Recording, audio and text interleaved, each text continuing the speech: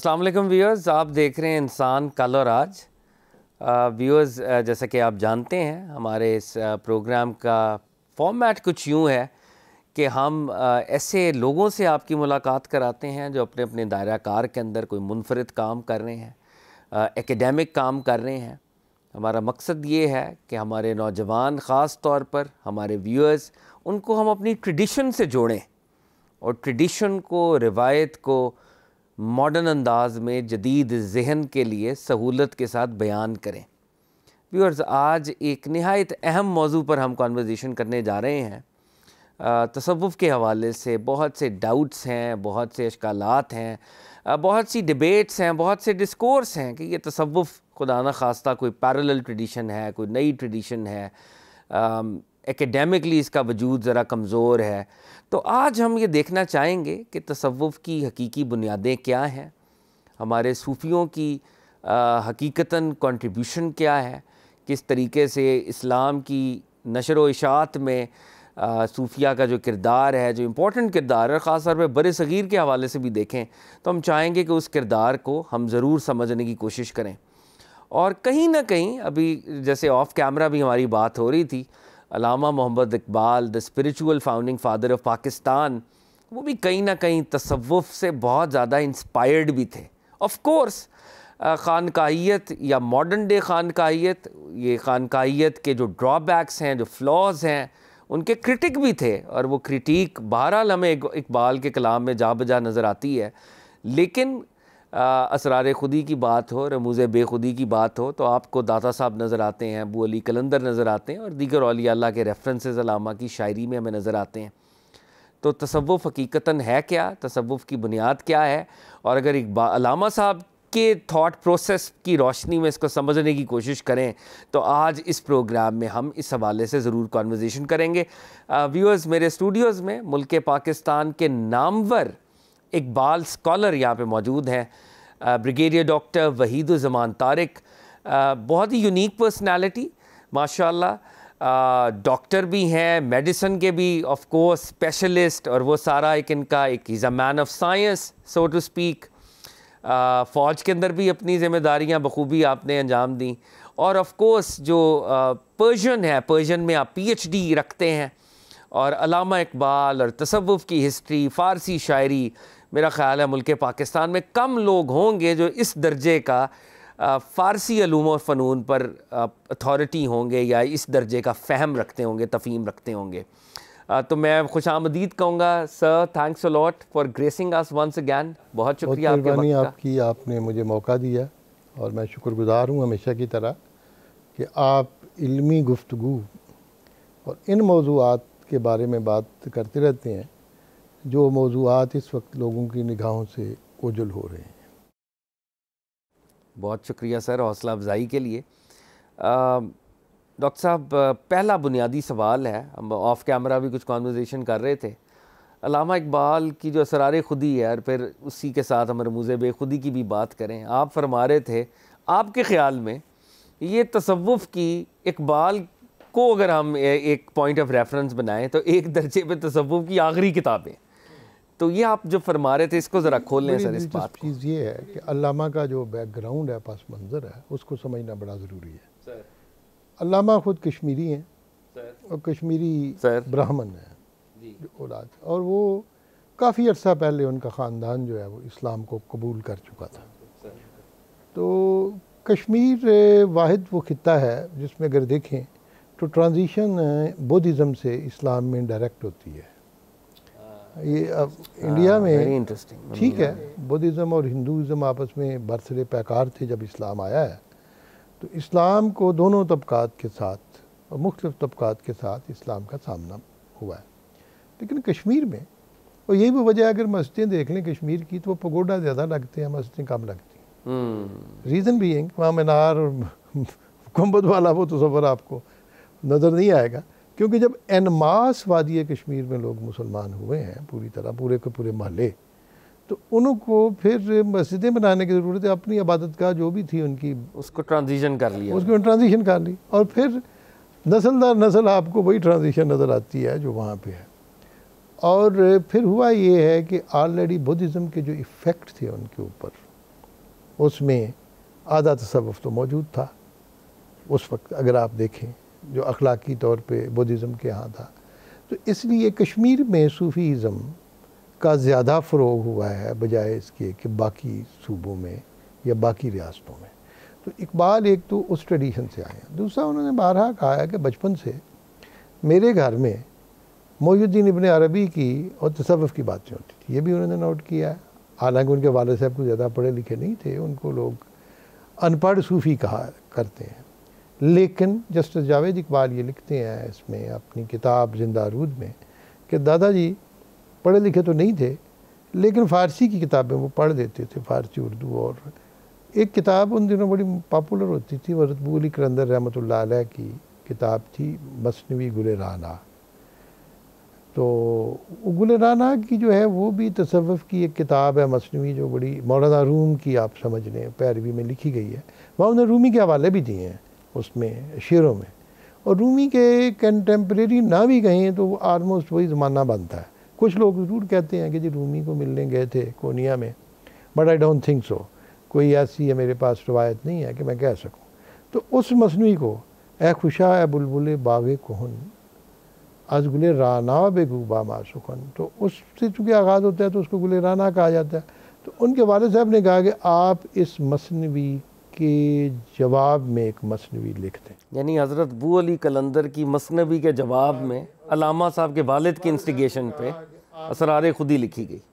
अब मज़े की बात यह है कि अल्लामा उस वक्त तक 1915 में ये किताब छपी है। अगर 1912-13 में उन्होंने शुरू की है तो उससे पहले शायरी तो करते रहे हैं, उर्दू में भी करते रहे हैं, मखज़न में भी लिखते रहे हैं, और उर्दू में अंग्रेज़ी नज़मों को ट्रांसलेट भी करते रहे हैं बच्चों को। मखज़न की पॉलिसी थी सर अब्दुल कादिर की, उनकी रिक्वेस्ट थी कि वो करें, और भी उनकी नज़में थी, अच्छी नज़में, ऐसी बात नहीं थी। लेकिन इकबाल उन तमाम मंजूमात को जमा करके अभी उनके दिल में कोई किताब छापने का तसव्वुर नहीं था। बहुत बाद में, बहुत बाद, वो चौथी पाँचवीं किताब। अच्छा, मसनवी असरार खुदी जो है, ये पहली वो किताब है जो इकबाल ने बाकायदा एक किताब के तौर पे छापना चाहिए और छापी और उसकी अशात की।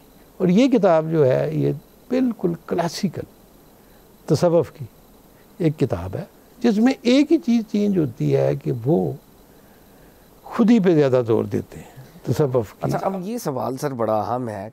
आप फरमा रहे हैं कि असरार खुदी क्लासिकल तसव्वुफ़ की किताब है। बिल्कुल। अब ये जो इकबाल का फ़लसफ़ा खुदी है, क्या ये वहदतुल वजूद है, ये शहूद है, या ये कोई तीसरी डायरेक्शन की तरफ वो लेके जा रहे हैं? तो इसमें बड़ी बहस है। इस दिन मैंने अगले दिन एक खुतबे में कहा है, ज़बूर अजम पे बात करते हुए मैंने कहा था हमने अनफॉर्चुनेटली कंपार्टमेंटलाइज कर दिया है, ग्रे एंड हमने वाइट एंड ब्लैक कर दिया है। वातुल वजूद को एक तरफ हमने कर दिया है, एक तरफ वातुल शहूद को। वो कहा है कि ये लोग वातुल वजूद के कायल हैं, ये लोग वातुल शहूद के हैं। हज़रत मुजद्दिद अफ़सानी रहमतुल्लाह अलैह को देखें तो ठीक है, वातुल शहूद की सारी ज़िंदगी उन्होंने लिखा और उस पर कायम रहे, लेकिन आखिरी ज़िंदगी में लोगों का ख्याल ये है कि आप वातुल वजूद की तरफ भी माइल हो गए थे और आपके यहाँ उसके हवाले भी मौजूद हैं। ऐसी बात नहीं है कि टोटली आप देखें। और वातुल वजूद के बारे में जो हमारी गलत फहमी होती है वो दो वजह से होती है। एक तो वातुल वजूद है हिंदुओं का वेदांता का, और एक पैंथीज़म है। अच्छा, ये वातुल वजूद नहीं है उस तरह जैसे इस्लाम के यहाँ इब्न अरबी की तालीमात हैं या दूसरे सूफिया की तालीमात। हमारे यहाँ जब कन्फ्यूज़ किया जाता है ना, तो हम कहते हैं कि जी ये पैंथीज़म ही वातुल वजूद है, और वो चीज़ नहीं है। ये तो बड़े बड़े स्कॉलर सर यहाँ पे ठोकर खाते हैं। नहीं, ठोकर खाते हैं डेफिनेटली ना। देखिए ये तीनों ट्रेडिशन जो है वेदांता की, वेदांता का मुसलमानों के तसव्वुफ़ के साथ या फ़िक्री डेवलपमेंट के साथ क्या ताल्लुक़ था? पहला तो मेरा ये क्वेश्चन। हाँ, मैं ये ज़रूर मानता हूँ कि जब मुसलमान हिंदुस्तान में आए हैं उसके बाद वेदांता के असरात हुए हैं। सूफिया ने भी रिकनसाइल करने की कोशिश की है, शहजादों ने भी, कि जैसे मजमुअल बहरैन है उनकी, इसकी दारा शिकोह की, और दारा शिकोह ने जैसे किताबें आपने लिखी हैं दीगर भी, तो वो कोशिश कर रहे थे कि हिंदुइज़्म और इसको इकट्ठा करें। और ये जो ट्रेंड था ये अकबर से ये जारी था, वहाँ पे वेदांता का। लेकिन इनका ऐसे नहीं हुआ कि ओरिजिन एक जगह से हुआ हो या उनकी फ्यूजन हो सकी हो। और इकबाल ने इसको फिर तनकीद का निशाना बनाया है। जब दारा का जिक्र किया है और औरंगज़ेब का, तो उसने कहा कि तुख्म इल्हादी के अकबर परवरीद, एक बाज़ अंदर सूरत दारा दमी, कि वही इल्हाद का बीज जो अकबर ने बोया था ये फिर दारा की शक्ल में आया। जबकि दारा शको को इल्हाद तो नहीं कहा जाता, आपको तो मुल्हद तो नहीं कहते। दारा शको को तो दारा शको कादरी रहमतुल्लाह अलैह और तसव्वुफ़ की जितनी फ़ारसी की किताबें मैंने पढ़ी हैं, ठीक, वहाँ तो उसके बुज़ुर्ग सूफ़ी के तौर पे पेश करते, और जैसे उनके ताल्लुकात थे यहाँ हज़रत मियां अमीर रहमतुल्लाह अलैह के साथ, और जैसे शुअरा के साथ बैठना था। लेकिन वो इल्हाद ये नहीं है कि वह एथीस्ट थे। वो जो एक फ्यूजन की अपने तई कोशिश थी, वो एक किस्म का आप समझ लें, वो इलाही शक्ल थी कि दीन से एक ड्रिफ्टिंग को इकबाल ने उसका नाम, जो दीन का स्ट्रक्चर है उसको लूजन अप करने को। तो इसलिए इन तीनों चीज़ों को पहले तो हमें सेपरेट करने की ज़रूरत है कि ये चीज़ें तीनों जो है। यानी आप ये फरमा रहे हैं सर कि पाकिस्तान में भी अगर हम बात करें और ओवरऑल भी बात करें, वहदतुल वजूद और शहूद की वो प्रॉपर अंडरस्टैंडिंग क्लैरिटी के साथ मौजूद नहीं है, जिसकी वजह से लोग ठोकर खाते हैं और ना सिर्फ मोहिउद्दीन इब्न अरबी को नहीं अंडरस्टैंड करते, बल्कि अपने दर्जे पर इकबाल को भी अंडरस्टैंड नहीं कर पाते कि अल्लामा इकबाल की खुदी क्या है और वो जो सेल्फहुड है। अच्छा, हम खुदी के ऊपर हम चाहेंगे कि कभी एक मुस्तकिल प्रोग्राम सिर्फ खुदी के ऊपर ही करें। बजाते खुद एक पूरा ये एक स्कूल है और इकबाल ने जिसको प्रेजेंट किया, लेकिन असरार खुदी में दाता साहब का बड़ा खूबसूरत हवाला है। तो दाता साहब को वो जब एज एन एग्ज़ाम्पल पेश कर रहे हैं और वो हिकायत भी है, तो एक तो वो हिकायत हमसे शेयर करें सर, और क्या ये अल्लामा इकबाल की कोई तमसील है अपने दिमाग से, या ये कोई इसका एविडेंस भी हमें मिलता है इस हिकायत का? सर इस किताब में हज़रत दाता साहब का जिक्र है, जैसे आपने फरमाया बड़ा खूबसूरत अंदाज से। जी जी। हज़रत बाबा नक्शबंद का है, उसके बाद फिर उनका जिक्र है हज़रत मियां अमीर रहमतुल्लाह अलैह का और हज़रत अबू अली कलंदर का। इसलिए ये और रूमी का जिक्र है। रूमी को भी अगर आप सूफिया की फहरिस्त में शामिल कर लें तो वो उनका भी जिक्र है, और है ही सारा मेनली उनका है। तो बात ये है, जैसे मैंने कहा है, तो इन बुज़ुर्गों के ज़िक्र से और इन बुज़ुर्गों के साथ जो उन्होंने रखा है इस किताब में, तो ये किताब तसव्वुफ़ की किताब बन जाती है मेरे ख्याल में। जहाँ तक दाता साहब के साथ उन्होंने अपनी मोहब्बत का इज़हार किया है, तो सैयद हजवेर मखदूम उमम मरकद पीरे संजर्रा हरम। अब जो ये कहना है पीरे संजर्रा हरम और सैयद हजवेर मखदूम उमम, अब मखदूम का वर्ड जो है अरब का उसका मतलब है जिसकी खिदमत की जाए, people in servitude to that person, मतलब।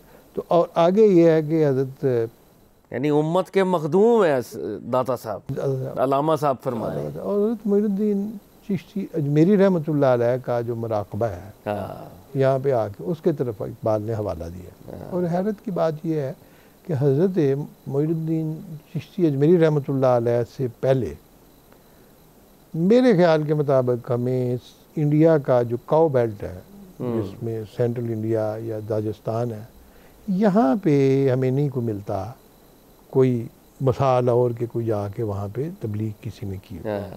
साउथ में आपको मिलेंगे, मालाबार के साहिल पे मुसलमानों के निशानात मिलेंगे, बाकी जगहों पे मिलेंगे, लेकिन इधर नहीं, हार्टलैंड। लेकिन वहाँ जाने से पहले लाहौर में क़याम करना, ख्वाजा साहब का लाहौर में गया, और ईरान से आना, ठीक, और why what is the link of Iran with तसव्वुफ़, ये बड़ा इंपॉर्टेंट है सारे के सारे सिलसिले में। ये मैं इस पे आगे आपसे हम आगे आएंगे। तो उनका आना और जाना, और जाने के बाद फिर उनका वहाँ खैमा नशीन होना, और फिर उनका असरात होने उस इलाके पे, और फिर राजा का जो था वो रेजिस्ट करना, और उसके बाद आगे उनका पैगाम को पहुँचाना, ये चीज़ मेरे लिए इसलिए हज़रत मोइनुद्दीन चिश्ती अजमेरी रहमतुल्लाह अलैह की शख्सियत की इम्पॉर्टेंस और हो जाती है कि बादशाह जो थे ना, सलातीन थे दिल्ली के, या बाद में मुग़ल बादशाह थे, ये इनको अगर हम देखें तो बहुत ज़्यादा मजहबी किस्म के लोग तो थे नहीं, लेकिन एक चीज़ इनके यहाँ थी कि जब सूफिया तबलीग करते थे तो सूफिया को रेजिस्टेंस का सामना नहीं करना पड़ता, यानी और ये बहुत बड़ा फैक्टर है। यानी पॉलिटिकल ऐसे हालात थे कि वो कंड्यूसिव थे, मतलब उनको कोई मारता नहीं था कि ये मुसलमान है, या उनको काम से रोकता था, ठीक।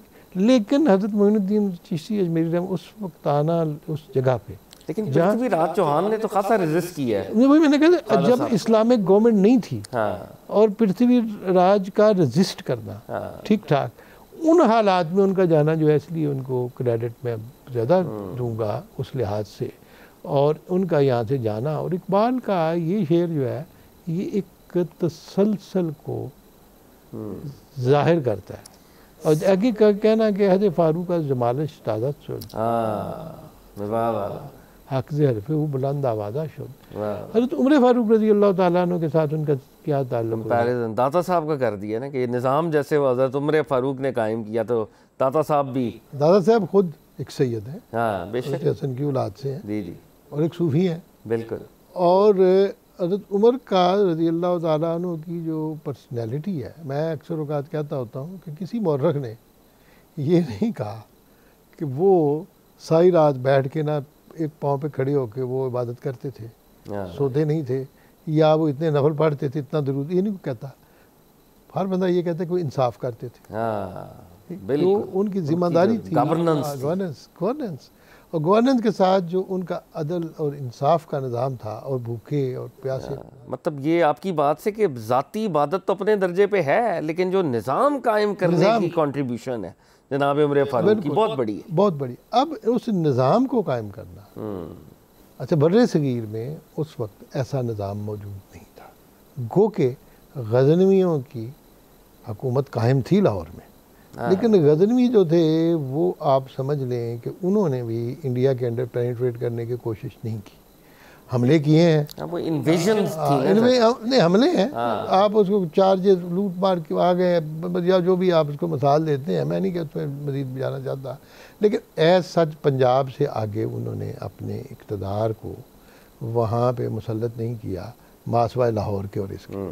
तो लाहौर और मुल्तान अगर उस दौर में मुताबिक देखें तो ये आउटपोस्ट थे इस्लामिक गवर्नमेंट के, ये बड़ी इंपॉर्टेंट चीज़ है। यानी वो काबुल से रूल करते थे, गजनवी जो थे गजनी से करते, गजनी से ठीक, काबुल में तो नहीं करते, लेकिन गजनी जो था, अच्छा बताते खुद ये बड़ी अजीब चीज़ है जिसको लोग अक्सर भूल जाते हैं कि गजनी जो थे ये अफगान तो नहीं थे, ये भी ये टर्क्स थे ना, बिल्कुल। और ये इनकी हुकूमत अफगानिस्तान में तो नहीं थी, ईरान तक हुकूमत थी महमूद गजनवी, ठीक, ऊपर भी थी, सेंट्रल एशिया में भी थी।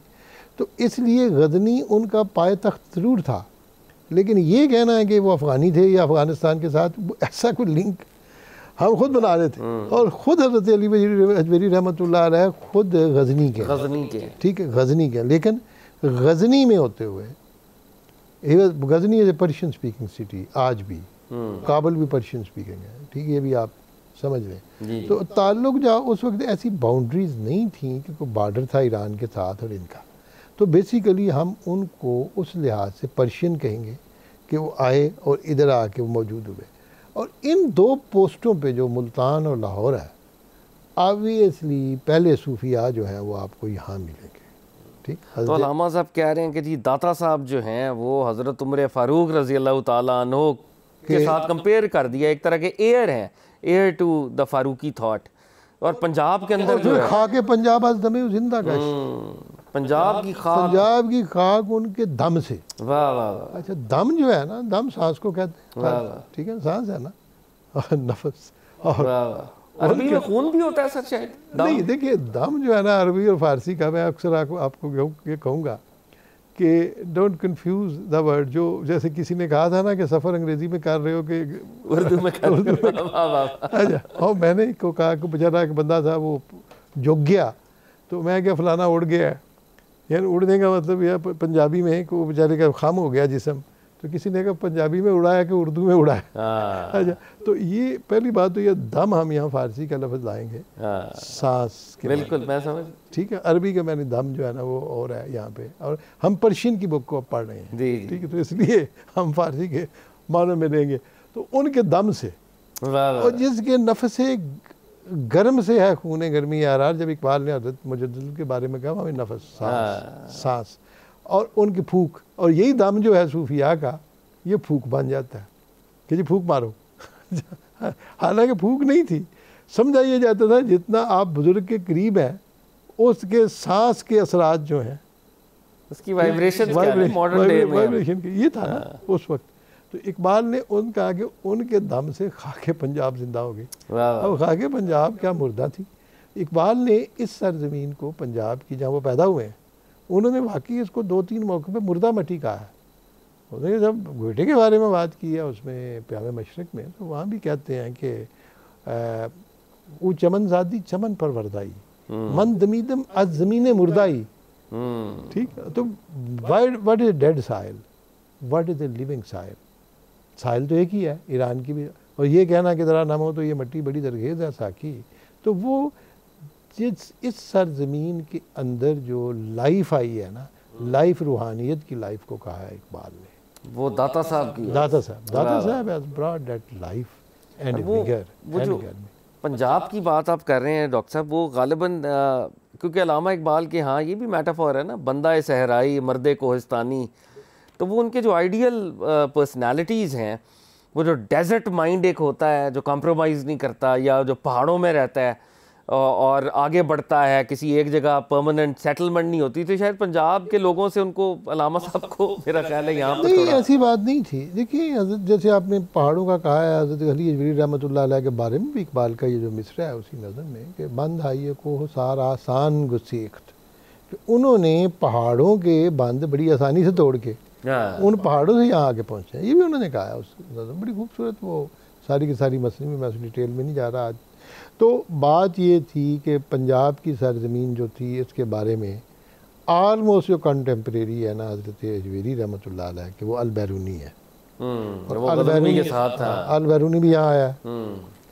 अल बैरूनी ने पंजाब का जो जिक्र किया लाहौर का, उसने कहा है कि जी दरिया रावी के किनारे है और बड़े बड़े मंदिर हैं और हिंदू हैं और they look down upon us, और हमें ऐसे डराते हैं बचने और हिंदू औरतें अपने बच्चों को जैसे कि हम खौफनाक जिन्नात हैं।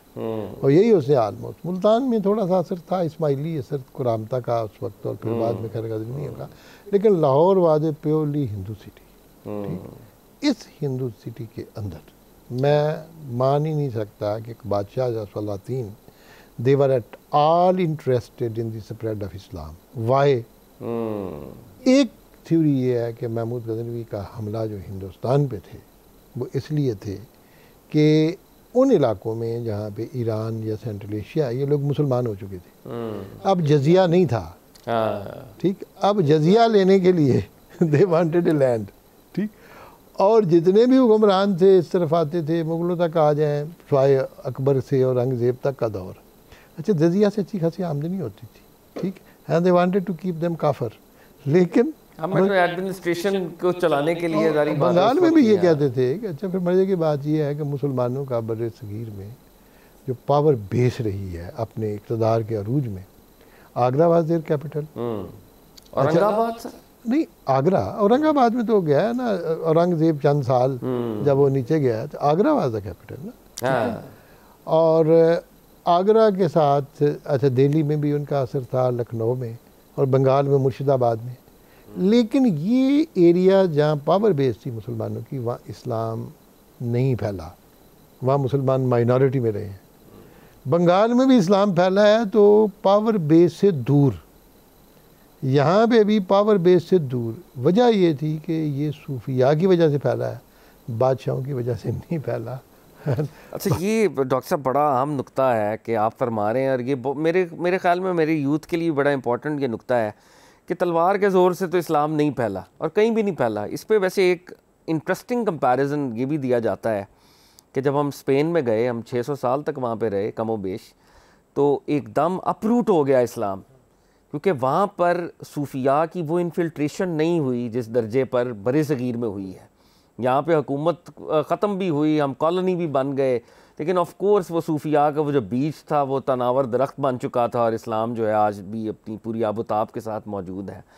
तो फिर सूफिया को क्रिटिक क्यों किया जाता है आजकल? वो एक बड़ा रवैया है क्रिटिसिज्म का। मेरा एक देखिए, मैं जब इस मसले को लेता हूँ हिस्टोरिकली जी, और अगर इंटेलेक्चुअली लें तो एक बात तो अज़हर मिन शम्स होती है कि बर्रे सगीर में जब सूफिया आए हैं, एक तो वो वेव आई जैसे मैंने दादा साहब कहा, दूसरी वेव आती है जब चंगेज़ का और हलाकू का हमला होता है और ईरानी बड़े बड़े नेक लोग और सेंट्रल एशिया जो है इंडिया में आ जाते हैं। ठीक है, और आके यहाँ रिकनसाइल कर। अब इंडिया में आके उन्होंने देखा यहाँ तो आवे का आवा ही बिगड़ा हुआ है, यहाँ तो हर कबीले का अपने प्राइवेट गार्ड्स हैं, ठीक, मंदिर है, अच्छा वो ला, और इतने खुदा हैं, ठीक, और इतने देवता हैं, तो आपस में बरसरे पैकार है, ठीक। विष्णु और शिव की आपस में लड़ाई है, काली देवी जो है वो अपनी, उसके बाद लक्ष्मी की अपनी, पार्वती, क्या क्या उनकी वर्शंस हैं, अर्जुन क्या है, कृष्ण क्या है, ये मैंने तो उनका पढ़ा है, वो पूरी का पूरी माइथोलॉजी, महाभारत और माइथोलॉजी भी पढ़ी उनके रिलीजियन की। तो मैं कभी कंफ्यूज हो जाता हूँ कि इट बिकम्स सच, वो जिसे कहते हैं complicated system. How they understand, how they read it, I don't know, क्योंकि मैं जब भी पढ़ता हूँ ना तो मैं उनको देखता हूँ कि विष्णुआइट क्या है और शिवाइट क्या है, और उनके आपस में क्या लड़ाई थी, साउथ में क्यों चले गया विष्णुआइट, नॉर्थ में शिविट क्यों है, ये सारी की सारी चीज़ें, और उनके 2-3 इंपॉर्टेंट गार्ड और छोटे गार्ड, और फिर गणेश का और अर्जुन का, ये सारी चीज़ें जो है ना दे बिकम कन्फ्यूजिंग। अच्छा सूफिया आए तो सूफिया ने ये सारा तमाशा देखा, यहाँ तो ड्रामा लगा हुआ था ना, ठीक, खुदाओं का और मंदिरों का और ब्राह्मण का, और फिर इंसानियत के टुकड़े टुकड़े, और फिर हर तबके को मज़हब ने डिफरेंटली ट्रीट किया। अब सूफिया ने एक स्ट्रेटजी बनानी थी इस्लाम फैलाने की। सबसे जो उनके पास बड़ी स्ट्रेंथ थी वो स्ट्रेंथ थी इक्वालिटी की और मसावात की, ठीक। और इस्लाम में मसावात चूँकि इस्लाम के अंदर इनग्रेन्ड है और इसकी बेसिक प्रिंसिपल है। अच्छा, मकामी लोगों के लिए it was so much upsetting, क्योंकि मसावात उनके पूरे सिस्टम को बर्बाद कर रही थी। तो स्ट्रैटिफिकेशन, स्ट्राटा थे, एक स्ट्राटा को चैलेंज कर दिया सूफिया ने और आगे बैठ गया। निज़ामी बंसरी पढ़े हैं, वो जो हिंदू से मुसलमान हुए हैं, वो आपको सारा उन्होंने लिखा है, मैं कैसे आया 8-10 साल की उम्र में, कैसे हरदेव और किस तरीके से मैंने आके तो कहा मैंने फ़ारसी पढ़नी है, फ़ारसी पढ़ने आया, ठीक, इनके पास उन्होंने कहा जी बाबे मुफ्त पढ़ाते हैं, क्वाली भी होती है, ठीक। और फिर मैंने कहा मैं खाना नहीं खा सकता, उन्होंने कहा उसको प्लेट लदा दे दें, उधर बिठा दें। फिर ये नहीं कहा तुम मुसलमान हो जाओ, उसके रहने का भी बंदोबस्त किया हिंदुओं का। लेकिन फिर जब खुद कन्विंस हो के मुसलमान हुए तो अपने अंदर से वो मुसलमान हुए। अच्छा, मसला ये था, वो कहता था मैं पहले जब देखा ना ये खाना खा रहे हैं एक बर्तन में, तो मैं एज ए हिंदू फील करता था कि ये मर जाएंगे, क्योंकि हमें बताया गया है कि बीमार हो के ना जो रोटी इकट्ठी खा ले और एक दूसरे के साथ और एक गिलास में पानी पिए जा रहे हैं। तो सूफिया के यहाँ ये जो शो करना था, equality, fraternity, togetherness and linking, ये एक सबसे बड़ी उनके पास स्ट्रेंथ पहले। अच्छा, उन्होंने बहुत सारी जो गैर ज़रूरी चीज़ें थी उन पर उन्होंने खामोशी इख्तियार कर ली सूफिया ने वक्ती तौर पे।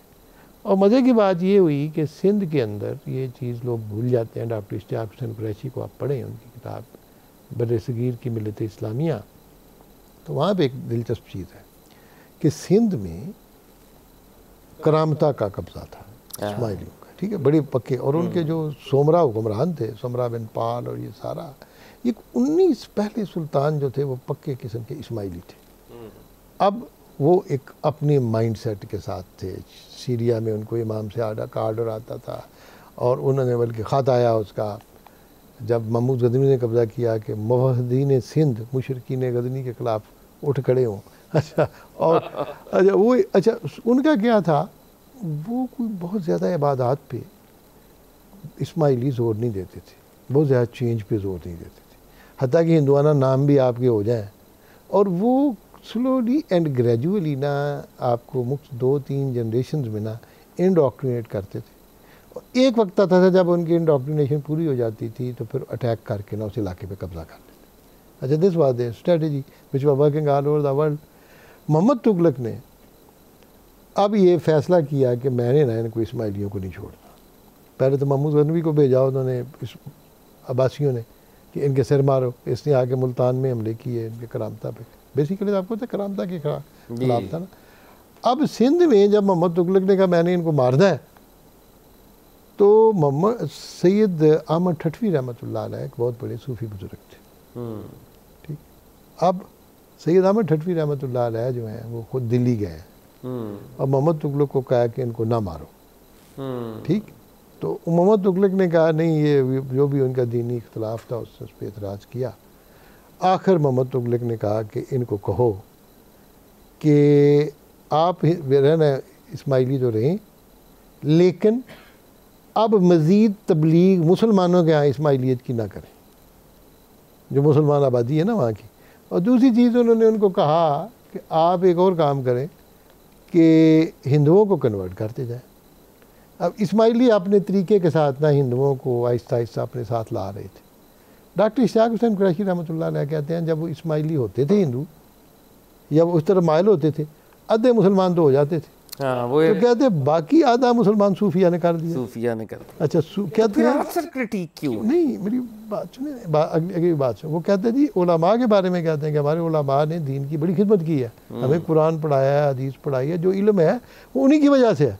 लेकिन साथ ही डॉक्टर इश्तियाक हुसैन कहते हैं बदकिस्मती से हमारे उलमा का अवाम के साथ बराह रास्त ताल्लुक़ नहीं रहा।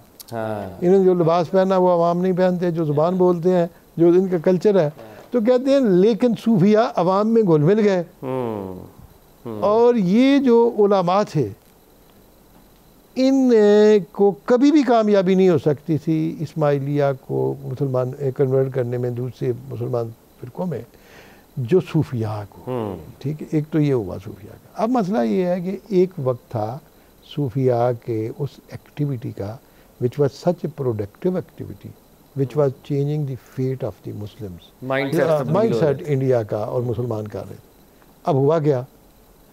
हुआ ये है कि सूफिया आलमोस्ट उन्हीं खानकाओं में बैठ गए।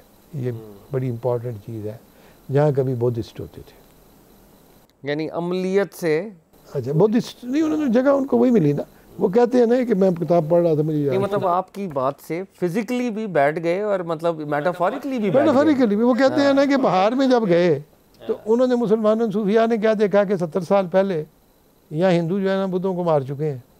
तो कहते हैं उन्होंने देखा कि नए खूबसूरत हिंदुओं के मंदिर बन रहे हैं और साथ बुद्धों की जो खानकाएँ थी, इबादत गाहें, वो खंडर में बदल रही है। तो कहते हैं इन्होंने खंडर की मरम्मत की और उधर बैठ गए।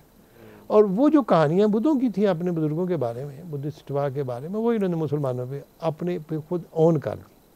बहुत सारी चीज़ें जो हैं हमारे तफव्वुफ़ में ये हुआ है कि for the convenience of the their spread of the message उन्होंने उसको अडाप्ट कर दिया। और इसलिए इसको कुछ लोग कहते हैं जी ये बिदअत आ गई, जी पुरानी चीज़ें आ गई, लेकिन वो क्या करते? अच्छा, सूफिया का और उलमा का ये फ़र्क था कि उलमा too much intellectualism, verbatim, literalism, paper work और लिटरेचर पे जोर दे रहे थे। अच्छा, सूफिया जो थे वो बात कर रहे थे बातनी, इंटरनल क्लेंजिंग, साइकी की, मोरालिटी की, एथिक्स की। और जब मोरालिटी की, एथिक्स की बात आती थी तो बहुत सारी चीज़ें उनकी कामन जो थी तो वो ज़ोरोएस्ट्रियनिज़म में तो अखलाकियात थी ना। हाँ, तो उसमें ऑफ कोर्स अगर कोई में भी थी तो दे अडॉप्टेड इट। क्योंकि हुआ ये है कि जब मुसलमान हुए हैं बड़े ईरान के लोग, तो सूफिया तो वो एक पेनफुल प्रोसेस से गुजरे हैं। दे हैड एन इंटेलेक्चुअल जिसे कहते हैं ना, उसका अपना सिस्टम था।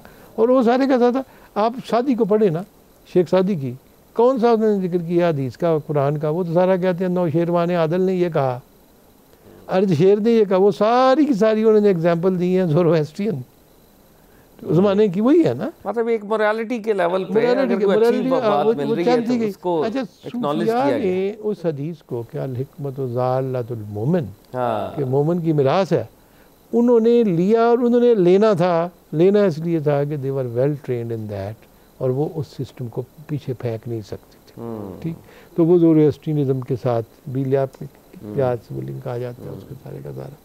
तो ये एक तो बेसिकली चीज़ ये। आज फिर प्रॉब्लम ये हुआ कि जब ये मुसलमान हो गए तो उसी खानकाई निज़ाम में दूसरे निज़ामों की तरह एक इन्हतात आना शुरू हो गया। हाँ, ये जो इन्हतात आया, इस पे आखिरी सवाल डॉक्टर साहब मैं करूँगा। इकबाल ही का वो शेर मुझे याद आ रहा था, हमको तो मैसर नहीं मिट्टी का दिया भी, घर पीर का बिजली के चिरागों से है रोशन, शहरी हो देहाती हो मुसलमान है सादा, मानिंदे बुता पूजते हैं काबे के ब्राह्मण। तो ये जो काबे के ब्राह्मण हमने बनाए हैं, तो प्रॉबली मेरा ख्याल है दाता साहब रज़ी अल्लाह तआला अन्हो या ख्वाजा गरीब नवाज़ कनेक्टेड ह्यूमन बींग्स के साथ, फिर इक्वालिटी की बात, फिर तबलीग के हवाले से भी जैसे आप फरमा रहे हैं कि किस तरीके से सटल तरीके से इंसान को अंदर से तब्दील कर दिया, और वो फिर बैरूनी उसके ऊपर असरात भी नज़र आए, लेकिन हमारे जो उलमा है वो ज़ाहिर के ऊपर, लिटरलिज़म के ऊपर वो करते रहे। लेकिन जो ट्रेजेडी है कि एयर्स ऑफ तसव्वुफ वो भी राह से हट गए और फिर एक्सप्लॉयटेटिव एक तरह का ये टूल बन गया। आज मैं जैसे कहा ना, पहले शुरू से आपसे बात की थी कि I will talk of the intellectually, जी जी, फैक्ट्स और एनालिसिस। अच्छा, मुल्तान में मज़े की बात है कि वहाँ पे सुरवर्दी बुजुर्ग थे। जी जी, ठीक है ना, हज़रत बाउद्दीन सुरवर्दी थे, शहाबुद्दीन उमर सुरवर्दी की वो स्पिरिचुअल लीनियज। अच्छा, सुरवर्दी बुजुर्गों के यहाँ एक और कॉन्सेप्ट था, चिश्तियों के यहाँ डिफरेंट कॉन्सेप्ट था। चिश्ती कहते थे सलातीन से दूर रहें, ठीक ही कहते थे, और गंज में ना पड़े। और अलाउद्दीन ने मस्जिद बनाई तो उन्होंने कहा जी मैं, हजरत उसमें कभी एंटर नहीं हुए, वो मस्जिद मौजूद है सारे का सारा, तो उसने कहा मैं मिलने आता हूँ, तो कहते इस दरवाजे से आओगे, दूसरे दरवाजे से मैं निकल जाऊँगा। अच्छा, मुश्किलात सही। सुरवर्दियों के यहाँ बादशाहों से ताल्लुकात रखना ज़रूरी था, दीन उनके अपने फ़िरके, अपने वो सिलसिले के तहत। वो कहते थे बादशाहों के साथ, सलातीन के साथ ताल्लुक़ नहीं होगा तो फिर रियल चेंज कैसे आप चेंज आएगी। और उसका नतीजा ये निकला कि जब एक सुल्तान, मुझे याद नहीं शायद कौन था, क्योंकि 7 सुल्तानों का ज़माना तो उन्होंने देखा है ना, हज़रत निज़ामुद्दीन औलिया अमीर खुसरो ने, शाहरुख आलम ने, बिल्कुल। तो हज़रत शाहरुख आलम को मुल्तान से बुलाया उन्होंने कि हज़रत को नीचा दिखाने के लिए। अब आप ये नहीं कह सकते कि वो खुदा नखास्ता वो स्टूज से बादशाह के और आके उनके जिक्र, अच्छा उनकी अपने ख्याल के मुताबिक सलातीन से ताल्लुक़ बेहतर रखना जो था वो बहुत बेहतर था। लेकिन उस चीज़ को जब लेटर जनरेशन ने अडॉप्ट किया तो वो अंग्रेज़ों के साथ ताल्लुकात भी उन्हें अच्छे किए, आज़ादी की हीरो को भी मारा। अच्छा, अनफॉर्चुनेट फिर ये लोग जब बादशाह और दरबार के साथ मुंसलिक हो गए, सूफिया, ये बेसिक फ़िलासफ़ी जो सूफिया की थी ये उसके अगेंस्ट था। मुग़लों के यहाँ ये ज़रूर था कि जो शुरू में उनके साथ आए हैं फ़ौजी, वो बहुत सारे नक्शबंदी सिलसिले को फॉलो करते थे, ठीक, और उनके ताल्लुकात अच्छे थे, अच्छे भी होते थे, ख़राब भी होते थे, तो और तरह के सूफिया थे दबंग किस्म के। लेकिन बादशाहत के साथ चूँ चूँ वो कंसाइल करते चले गए। हज़रत मुजद्दिद को देखिए रहमतुल्लाह अलैह को, कितना वो जहांगीर से उन्होंने सफ़र किया, लेकिन फिर खैर रिकन्सिलिएशन तो की ना उन्होंने, इसमें कोई ऐसी बात नहीं, मैं उसमें डिटेल में नहीं जाना चाहता। लेकिन जब नेक्सस बना है उलमा, सूफिया और दरबार का, किंगडम का, तो ये एक बहुत बड़ा ब्लो था जिसने इसको तसव्वुफ के इंस्टीट्यूशन को नुकसान पहुंचा, नंबर 1। नंबर 2, मीरास में तो थी नहीं, तो इकबाल ने कहा ना कि मीरास में मिली है इन्हें, मीरास में आई है इन्हें मसनद इरशाद, हज़ागों के तसर्रुफ में औकाबों का निशामन।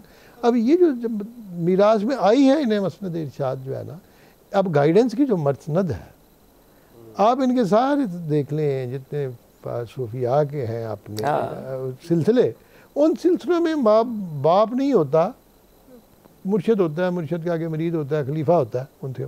लेकिन इंडिया में अनफॉर्चुनेटली ये बादशाहत की तरह ये एक शेख ख़ानदानियत जो थी ना, उसमें आ गया। हालांकि ख्वाजा मोइनुद्दीन चिश्ती अजमेरी के खलीफा Qutbuddin Bakhtiyar Kaki had nothing to do with Baba Fariduddin Ganje Shakkar, और देखिए निज़ामुद्दीन औलिया, निज़ामुद्दीन का तो अपनी औलाद ही नहीं थी ना, उन्होंने शादी नहीं की, ठीक है, आगे जैसे भी हुआ। तो ये सिलसिले इनके ये थे, चिरागुद्दीन नसीर दिल्ली, चिरागुद्दीन नसीर दिल्ली जो फारसी के बहुत बड़े शायर हैं, मैं आज उनकी शायरी, नसीरुद्दीन चिराग दिल्ली जिनका मैं आज कभी जिक्र करूँ तो मैं तो उनके शेर बड़े अच्छे तरीके से वो याद करता हूँ। अगर उनको देखें तो सच कोई ऐसा नहीं था उस निज़ाम में। जब ये हुआ, कैसे मुमकिन था कि बाप के बाद बेटा भी उतना ही नेक होगा?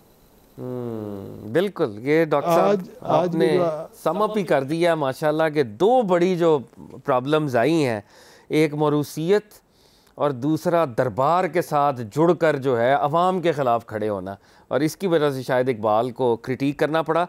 डॉक्टर साहब टाइम का तो वाकई पता नहीं चला, बहुत ही एकेडमिक और मेरा ख़्याल है एजुकेशनल कॉन्वर्सेशन, जनाब को फिर भी हम ज़हमत देंगे, और अल्लामा इकबाल के हवाले से, तसव्वुफ़ के हवाले से, बल्कि किसी दिन मेरा दिल करता है कि आपको ज़हमत दें और फ़ारसी पोइट्री और क्लासिकल शोरा के ऊपर भी बात हो, हमारे नौजवानों तक ये फ्लेवर्स पहुँचे।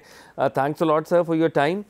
व्यूअर्स, आज बड़े ही एक इम्पॉर्टेंट टॉपिक पर हमने कॉन्वर्जेशन की कि तसव्वुफ़ के अंदर जो एवोल्यूशन है, दाता साहब की तरह के सूफिया जिनको हमारे असलाफ ने एक्नॉलेज किया, और फिर इस इंस्टीट्यूशन की जो डी जनरेशन है, उस डी जनरेशन के अवामिल, तो एक बड़ी फ्री फ्लोइंग कॉन्वर्जेशन थी। डॉक्टर साहब ने, ब्रिगेडियर साहब ने बहुत ही खूबसूरती के साथ मौजू का अहाता किया। मैं जब भी डॉक्टर साहब से कॉन्वर्जेशन करता हूँ तो मुझे लगता है कि ये लोग हैं जो यादगार असलाफ़ हैं, जो हमारे असलाफ़ में जो एक इल्मी ज़ौक़ हुआ करता था, चीज़ों को एक डिस्पैशनेट एनालिटिकल अंदाज में पढ़ने का, परखने का जो अंदाज़ हुआ करता था, वो डॉक्टर साहब में, ब्रिगेडियर साहब में मुझे नज़र आता है। अल्लाह ताला से दुआ करते हैं अल्लाह ताला ब्रिगेडियर साहब को उम्र ख़ज़र अता करें और हम ब्रिगेडियर साहब से यूँ ही सीखते रहें। व्यूअर्स, आप अपनी फ़ीडबैक से ज़रूर हमें आगाह कीजिएगा, ऐसे मौज़ूआत सजेस्ट कीजिए जो आप हमारे इस प्रोग्राम के प्लेटफॉर्म से मुलाहिज़ा करना चाहते हैं, सुनना चाहते हैं, जिसके ऊपर गुफ्तगू हो। कीप वॉचिंग अलिफ television. This is your host Fahd Ali Kazmi signing off.